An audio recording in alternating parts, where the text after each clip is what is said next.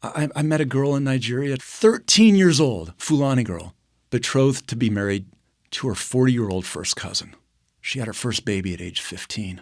She's become a believer, and she started crying because she so desperately wanted her family to come to know the Lord, because until her family comes to know the Lord, she will never see her baby again. Wow.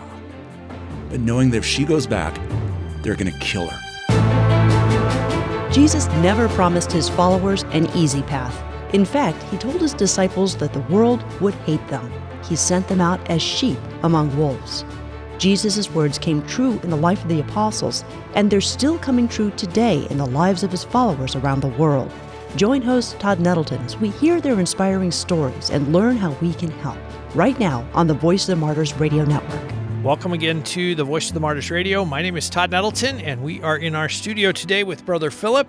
Philip is a field minister for the Voice of the Martyrs, working specifically in Africa and working specifically on the issue of spiritual and emotional needs of persecuted Christians, especially those who have dealt with trauma and are trying to recover from that. Philip, welcome back to Voice of the Martyrs Radio. Thanks, Todd. We talked with Matthew after the Palm Sunday attacks in Jos, and we hit a little bit on what had happened, the fact that there was this attack. These Christians had been killed. It was in a Christian area of the city. It was in a city. It was not out in the countryside. It was in a supposedly safe place for Christians. You were in Jos just a few weeks after those attacks, and so I'd love for you to share with us what the Christians there are saying, how they are responding, and how they were feeling after, like I say, an attack on what was supposed to be a safe place.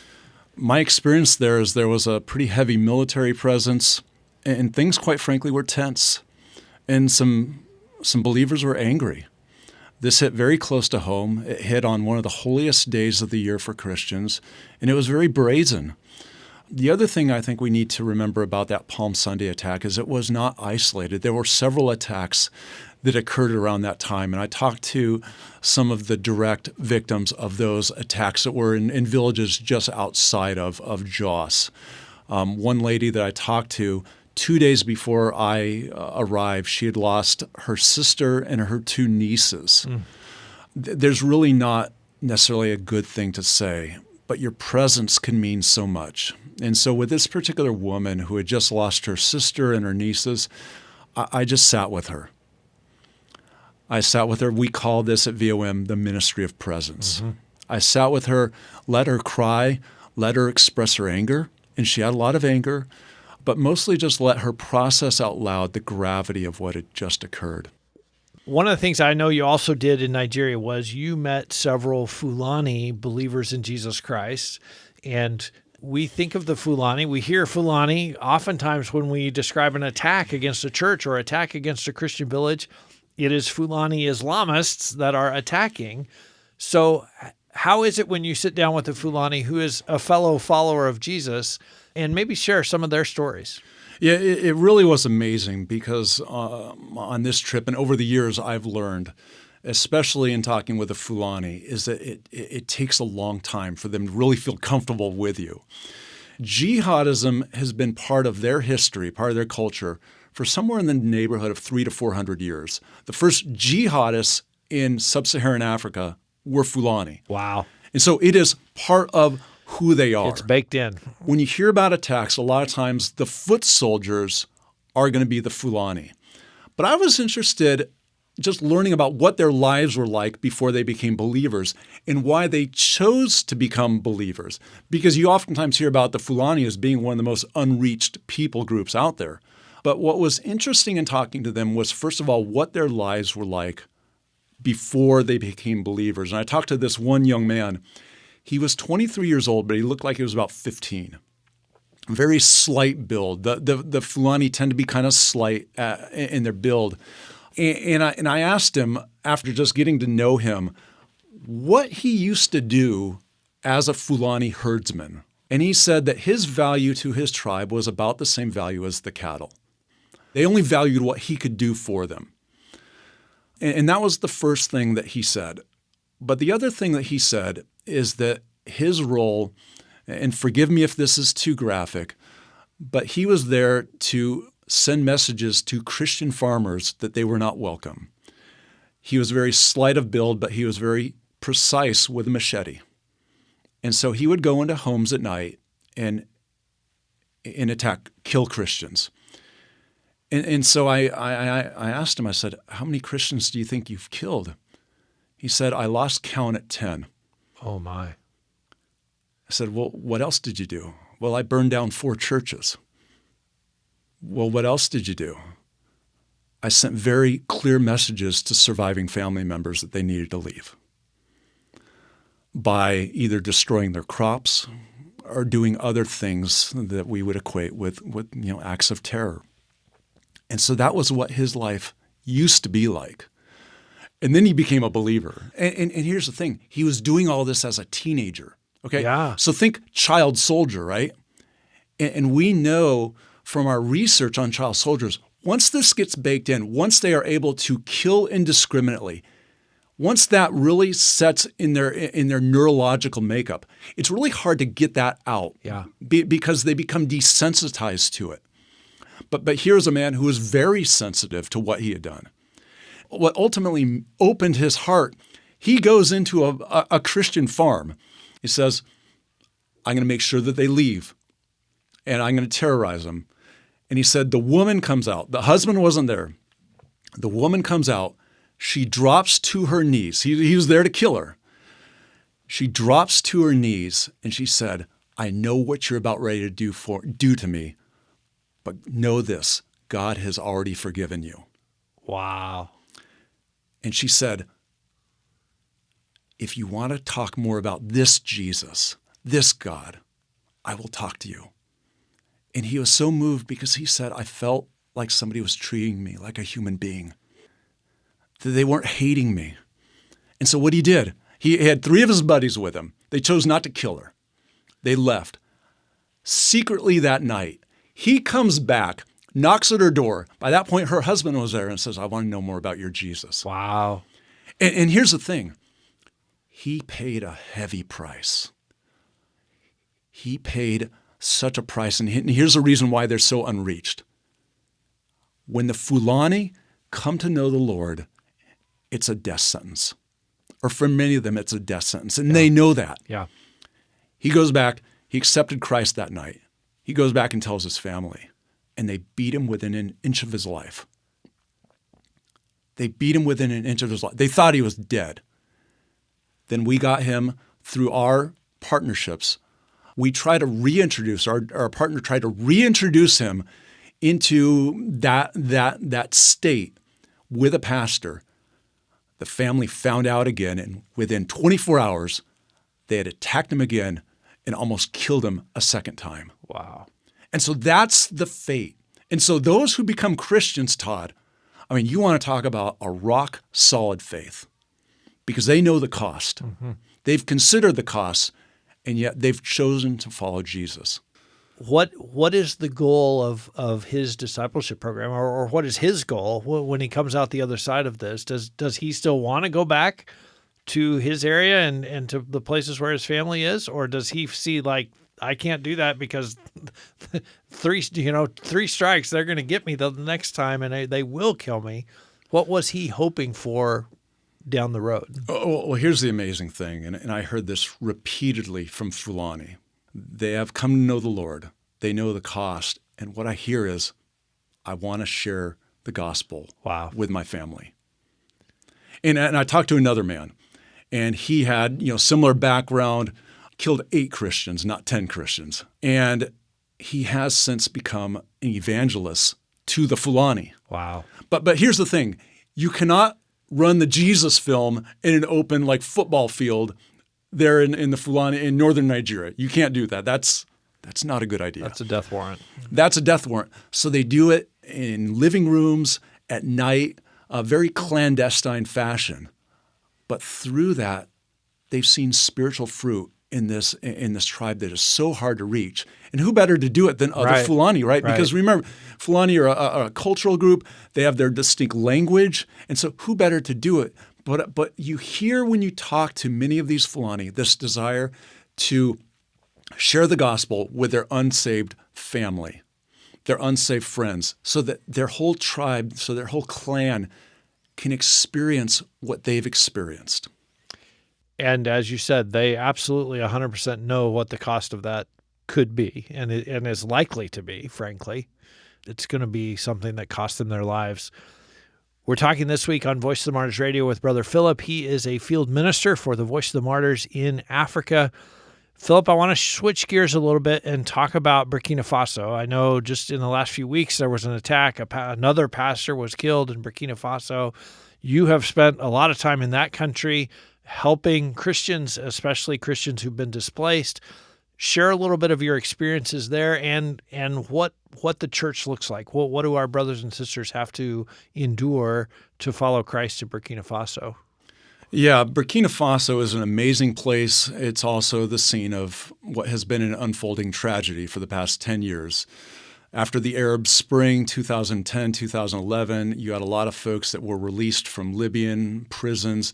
They come down, they start this jihadist insurgency, first in Mali and then over in Burkina Faso, all with the goal of establishing their own Islamic state, their own caliphate. ISIS has since changed their center of operation from the Middle East to the Sahel of Africa, and Burkina is part of the Sahel of Africa. So it has really become a global hotbed of jihadism. And Burkina Faso has been really at the epicenter of all that. And I say that because estimated 10% of the population has now been displaced due to these attacks. Wow. Now here's the thing, Todd. I have done now through a lot of my colleagues in Burkina, we have done surveys of pastors in Burkina Faso, and we found that 17% of them have been displaced. So 7% higher than the national average. And it makes sense because if you are a jihadist, you want to get rid of the church leadership. Yeah. And so they've been displaced. So they've been hit particularly hard. And so I went there and I was really interested. I wanted to know what the experience was like for pastors who have gone through this. Because remember, in African culture, the church leader is functionally part of the leadership of the community. So they have a big role. And so it would make sense then if your leaders are not doing well, then your congregations are not doing well. And the same principle applies here in the United States, but I would say that it's on another level there in Burkina. And so I went there and I just wanted to hear their stories. And what came from it was really stories about how the attacks and the displacement was very much a valley of the shadow of death for these pastors in terms of what they experienced in the days leading up to their forced displacement to safer communities. Talk more about how they process that. And I'm thinking especially from a faith perspective, like, God, you called me here to this village, and now I can't be in the village that you called me to. I can't be at the church that you called me to. Is there a tendency to say, what are you doing, Lord? Like, how could you let this happen? Do they just kind of roll with it and be like, okay, Lord, if I'm moving, I'm going to go and minister over here. And maybe it's different, everybody you talk to. Well, I would say that it's very much akin to a lament. And we know from David's laments that it's crying out, right? How long, O Lord? Yeah. But then at the end of every single one of David's laments is a reaffirmation of who God is. Did they have questions? Did they have deep theological, existential questions? Absolutely. I don't know how you could go through that without asking some of those questions. But in almost every instance, there was a reaffirmation, but God is good. His love endures forever. And so I heard that in most of the conversations I had. Was it easy? Absolutely not. And for many of them, because remember that there is a level of grief, a multifaceted level of grief. Because number one, most every pastor I talked to said their congregations were scattered. So these pastors have been faithfully serving for 20 and 30 years, only in a matter of days to see their congregations scatter across Burkina or across West Africa.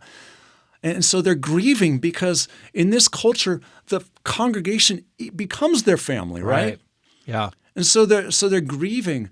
But they're also grieving the fact that their standard of living goes down dramatically when they arrive in host communities, because these pastors in rural areas, they support themselves through agriculture. The church, one pastor told me that on an average Sunday, in terms of offerings, they collect about $4. And so what they do is they have land and they support their families through farming and through raising goats and sheep, but they come to host communities and there's no land for them to farm. And so they're grieving because their standard of living goes down. Their children, one pastor told me about how he watched his children become hungrier and hungrier as he was trying to get to a safe community. So these are the sorts of things that you hear. Is there suffering? Yes. But I heard that reaffirmation of God's goodness time and time again. Which is pretty amazing in someone who has suffered so much to say, but God is good. God has been faithful in this situation. How does that impact your faith when you have those conversations and when you see those examples of people who have suffered greatly and yet have stayed so faithful and even stayed upbeat about, like, they're excited about the goodness of God. They're not mourning all that has been lost, or not mourning as much maybe as we might? Oh, it's deeply convicting, because I think of the things that make me sad. And I don't want to inaccurately portray these pastors as anything more than just human beings. They're not superheroes. There's nothing about being African that makes you hyper-spiritual or anything like that. It's that life has thrown at them certain trials that have forced them to either abandon their faith or grow in their faith. And mercifully, thankfully, they have grown in their faith and become the men that they are. So when I listen to their stories, I'm oftentimes reminded of how much I would like to grow and how much I would be like the rest of my life to be that song where it is about reaffirming God's goodness regardless of what happens. How are we at Voice of the Martyrs coming alongside some of those displaced Christians and displaced pastors? And is there any sign in Burkina of things improving, or is the security situation probably going to get worse? Yeah, I definitely haven't seen any evidence of improving. But what VOM is doing, and this is where it's such a joy to be part of it, because we are doing it holistically. We are treating the whole person. And so what happens is that a pastor is displaced with his family. First thing he needs is a place to live, right? Yeah, he needs a roof. Yeah, he needs a roof. And the second thing he needs is he needs something to eat. And so what we've been able to do is connect them with the local church in these host communities and be able to supply those things. The other thing that we do, which is so fun to watch, chickens breed very quickly. And chickens are a good source of meat. And you can keep a family going on chickens. So we supply them with like seed money to buy chickens. We teach them how to have chickens. And before long, these pastors have all these chickens. And the nice thing is you don't need 100 acres to have chickens, right? You can have a small little like chicken hutch. And the great thing is you can feed your family with the chickens. You can also trade the chickens for other food commodities, but you can also sell the chickens for money. And you might think, well, what's the big deal? It's just a chicken. We have found that pastors who go into some of these rural areas, that is literally what they use in order to keep the ministry alive in some of these rural areas where you might have a church of 10 people, but because of the chicken program, they're able to feed their family and continue kingdom work in some of the hardest parts of Burkina, where they are like distinct minorities, like 1% of the population being Christians. But because of chickens, you can keep the ministry going, and as a result, the churches slowly grow. And I've seen this over and over again. And the third thing that comes up is that we get them the emotional and spiritual care that they need. So that once they've processed it, once they can feed their families, once they have a bunch of little chickens running around, we can reach some of those heart issues. Mm-hmm. And what's interesting is that culturally, talking about feelings is not part of that culture. In fact, in some of the local languages, you don't even have words for the same emotions that we have.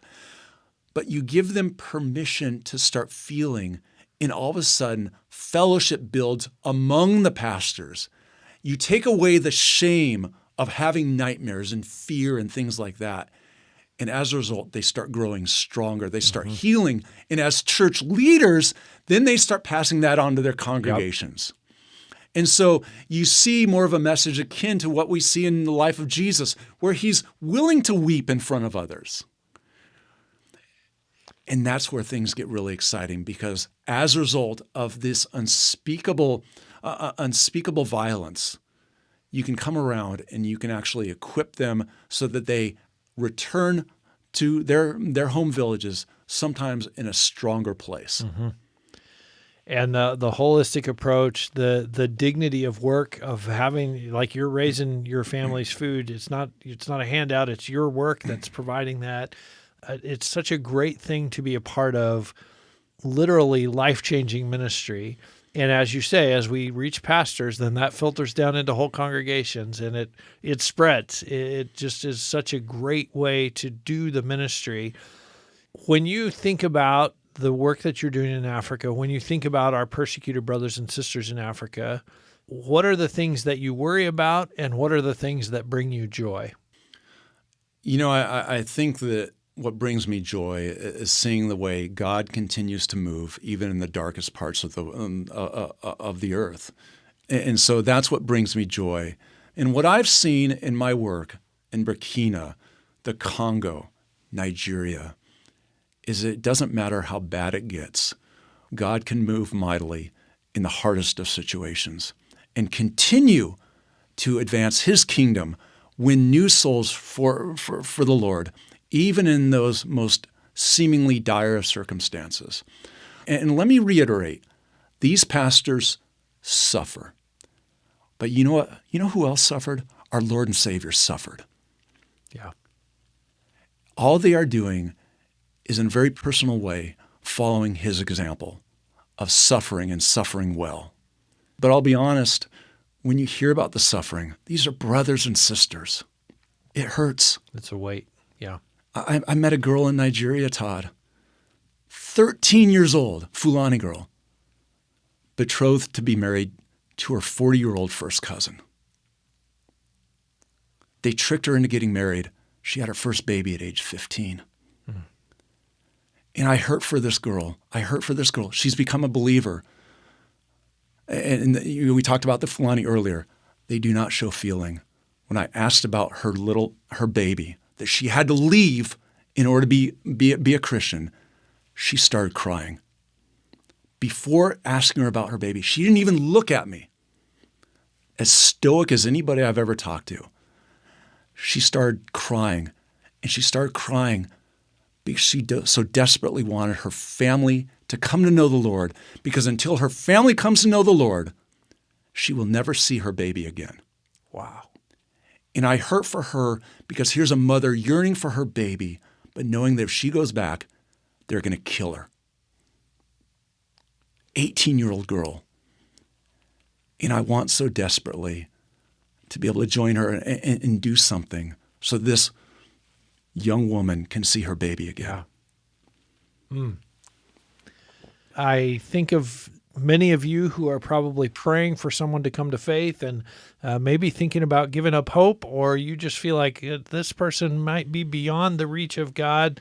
I want you to listen to this conversation again. Go to vomradio.net, go to wherever you listen to podcasts, listen again to the story of the Fulanis that Brother Philip has met and talked to, people who were killers of Christians who are now walking with Jesus. Their hearts have been changed. I hope that encourages you this week. Philip, thank you so much for your ministry. Thank you for your passion to meet needs and to come alongside our persecuted brothers and sisters. And thanks for being our guest this week on Voice of the Martyrs Radio. Right. Thanks, Todd. You've been listening to the Voice of the Martyrs Radio. As always, if you're just tuning in, you will want to go to vomradio.net. You can find this episode. You can listen to Brother Philip's previous conversation with us, which we recorded online from Africa, and hear more stories of how God is at work. And I hope you'll be back with us next week. Every week we get to talk about what God is doing, how he is changing people's hearts, how nobody is beyond the reach of his grace. I know you'll be encouraged by our conversation next week right here on the Voice of the Martyrs Radio Network.